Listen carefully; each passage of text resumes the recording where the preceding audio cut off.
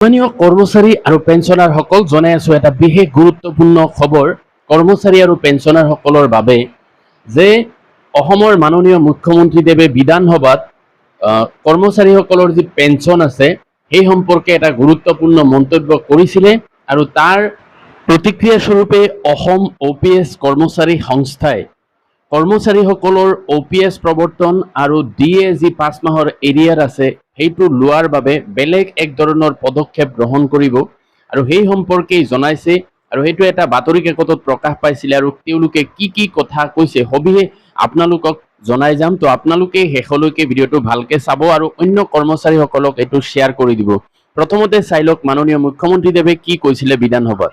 পুৰণি পেঞ্চন আঁচনি মৰগীয়া বানচ সন্দৰ্ভত বিধানসভাত মুখ্যমন্ত্ৰীৰ বক্তব্য। নতুনকৈ নিযুক্ত সকলো কৰ্মচাৰীয়ে পুৰণি পেঞ্চন নিবিচাৰে, নতুন পেঞ্চন নীতিহে বিচাৰে। NPS নিবিচৰা কৰ্মচাৰীৰ বাবে ইউপিএছৰ ব্যৱস্থা কৰা হৈছে। কৰ্মচাৰীক 60% মৰগীয়া বানচ দিয়া দেশৰ 3খন ৰাজ্যৰ ভিতৰত অসম অন্যতম।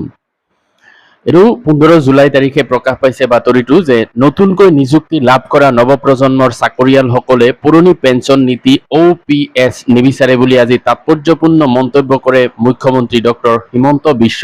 মাননীয় মুখ্যমন্ত্ৰীদেৱৰ সেই কথাৰ প্ৰতিক্ৰিয়া স্বৰূপে সদৌ অসম OPS কৰ্মচাৰী সংস্থাই কি দাবী উত্থাপন কৰিছে, কি পদক্ষেপ ল'ব চাওক। সেইটো মুখ্যমন্ত্ৰীক উভতি ধৰিলে NPSৰ কৰ্মচাৰী সন্থাই OPSৰ দাবীত গণভোট অনুষ্ঠিত কৰক মুখ্যমন্ত্ৰীয়ে।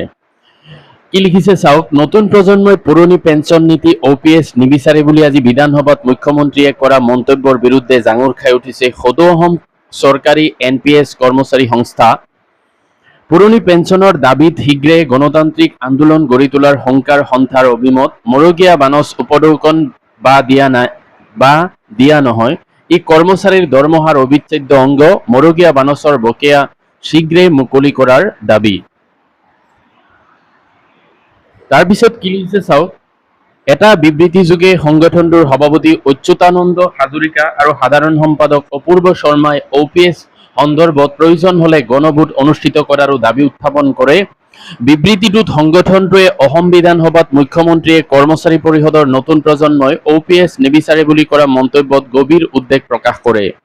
বিষয়টো সন্দৰ্ভত সংগঠনটোৱে সদৌ অসম কৰ্মচাৰী পৰিষদৰ স্থিতি শীঘ্ৰে স্পষ্ট কৰিবলৈ সন্থাই আহ্বান জনায় আৰু চৰকাৰক স্পষ্ট কৰে যে এনে এক গুৰুত্বপূৰ্ণ বিষয়ত কোনো সংগঠন বা কৰ্মচাৰী সমাজৰ মতামত সম্পৰ্কে সাধাৰণীকৃত মন্তব্য কৰাৰ পৰিৱৰ্তে কৰ্মচাৰীসকলৰ প্ৰকৃত ইচ্ছাক সন্মান জনোৱা উচিত।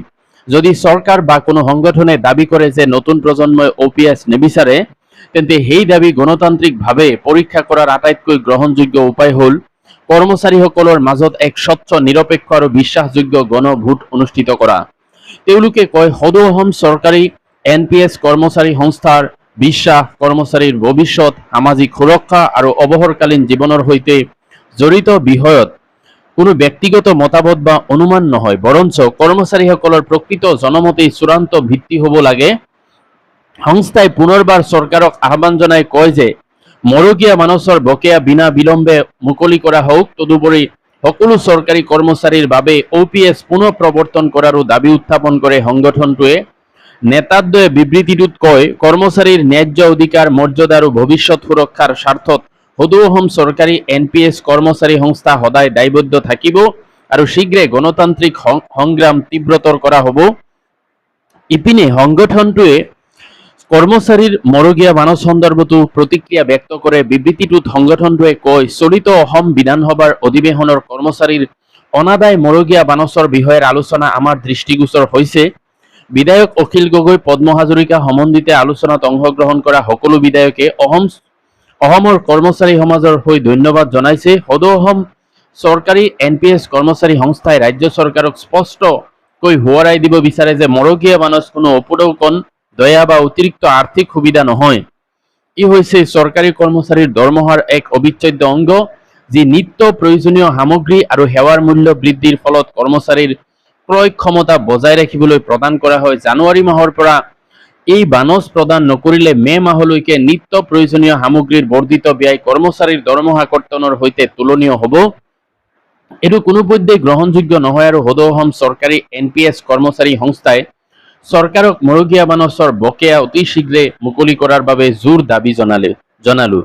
তো সন্মানীয় কৰ্মচাৰীসকল, এইটোৱে আছিলে এটা গুৰুত্বপূৰ্ণ বাতৰি। আপোনালোকে নিশ্চয় গম পাইছে যে সদৌ অসম OPS কৰ্মচাৰী সংস্থা তেওঁলোকৰ কি দাবী যে কৰ্মচাৰীসকলৰ বাবে OPS প্ৰৱৰ্তন কৰিব লাগে আৰু জানুৱাৰী মাহৰ পৰা যি মৰগীয়া বানচৰ এৰিয়াৰ আছে সেইখিনি অতি শীঘ্ৰে মোকলাই দিব লাগে, সেই সম্পৰ্কে তেওঁলোকে দাবী উত্থাপন কৰিছে। গতিকে এই মেছেজটো সকলো কৰ্মচাৰীলৈ প্ৰচাৰ কৰি দিয়ক, ভিডিঅ'টো শ্বেয়াৰ কৰিব আৰু ভাল লাগিলে লাইক কমেণ্ট কৰিব আৰু মোৰ চেনেলটো ছাবস্ক্ৰাইব কৰি থব ভৱিষ্যতলৈ এনেকুৱা বাতৰি পাই থাকিবলৈ। Thank U.